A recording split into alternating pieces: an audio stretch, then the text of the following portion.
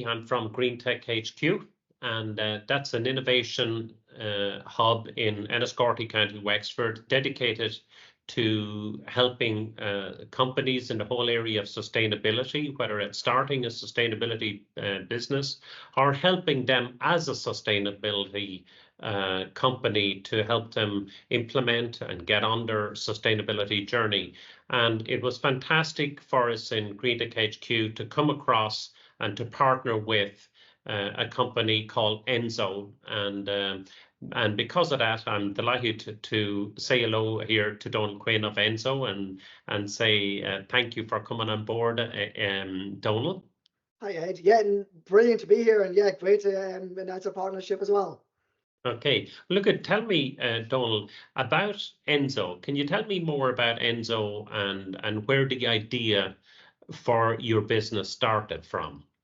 Yeah, so at Enso, we really want to simplify sustainability for businesses. We want to help them get a sustainability strategy in place, start taking meaningful actions, and then really get value from sustainability. What we found is that unless businesses really see the value, it's just not prioritized, especially with SMEs, and that's who we are working with and who we want to help. And the whole idea behind Enso, really through working in the private sector, I did see a bit of a knowledge gap between sustainability best practices and then business practices. So I wanted to bridge that gap, help SMEs be more sustainable, and ultimately have a greater positive impact. Okay, thanks, Donal.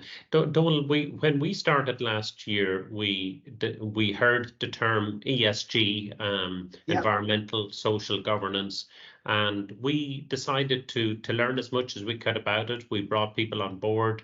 We wrote an ESG course, and we went down to the ESG community and started helping them and training them on ESG. First of all, I found that you know, a lot of small companies neither understand it, and they may not understand why they need to get involved in sustainability now. But tell me, because of this partnership, why do you think this partnership can help helps small and medium-sized companies at this stage, and why do you think it's important for these companies to really get started on their journey at this stage? Yeah, no, really good question. And similarly, we started about 2 years ago, and when we were speaking to businesses then about sustainability, it was all really around brand awareness, you know, communicating with customers. It was all really intangible and very hard to quantify the actual real impact, as opposed, you know, other than really just having a good impact on the environment or in your community. But it was really hard to quantify the business impact. So over the last, say, 12, 18 months, we've really seen EU regulations coming down the track. So last year, the CSRD, the Corporate Sustainability Reporting Directive, that was released. And now it's affecting large and listed companies. So all these large businesses with 250 plus employees, and they're going to need to, they're gathering data right now. They're going to need to report on their sustainability next year. And really, they're going to be asking their, like SMEs in their value chain, what are you doing around your energy use, around maybe your social impact, having key policies and procedures in place. So it's super important for smaller businesses to have the basics in place so that they can stay in these bigger value chains. And that's just one element. There's also green public procurement. So in the EU and Ireland, there's government procurement policies around ESG. If you're selling into the UK, there's a social procurement policy as well. So they're offering like 10% additional for ESG or sustainability credentials. And then maybe for like contracts and just wider tenders as well. It's huge business case now for sustainability. And if you don't have it, you really will either get replaced by someone else, or else you just will not win the new business.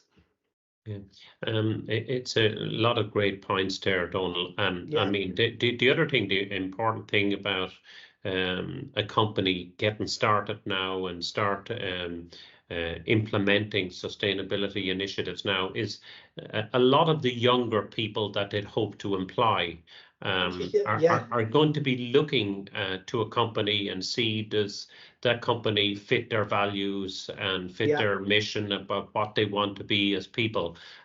It'll also be hugely helpful for those companies who are trying to sell into the marketplace, that customers are going to look at them and see, what are these guys doing about their social governance? What are they doing about their environmental credibility?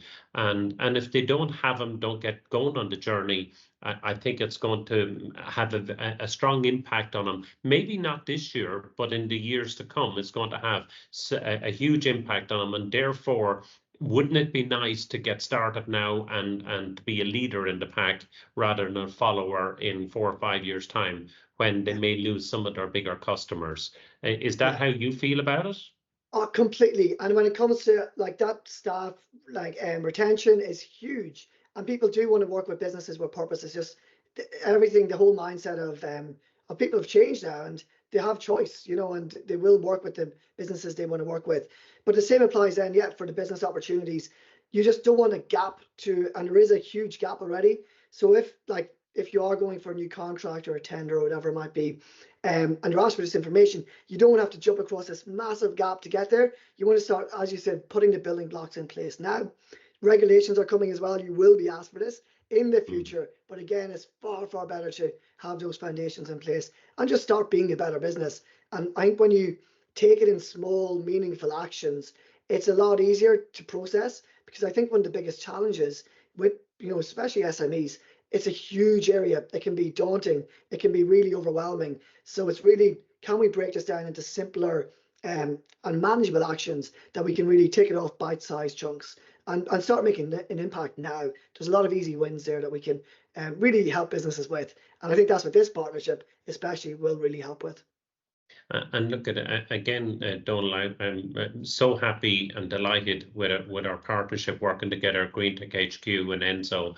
But in terms of the future sustainability for businesses in Ireland, how do you think this partnership can genuinely help such businesses?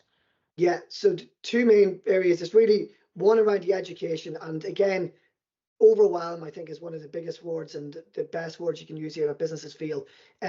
Also then the lack time and the expertise in this. So through this partnership, we're going to educate through online and on-site workshops. I think it's building a community around sustainability. Every business thinks that they have their own individual problems, but every business actually has the same issues here.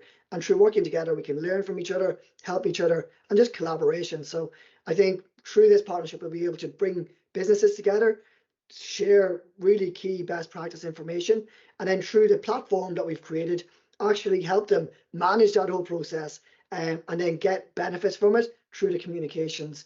So as they're applying for tenders or looking at regulations, especially with the CSRD, they'll have all of that data there ready to go. They'll be in line with the best practices, and they'll be hopefully ahead of their competitors.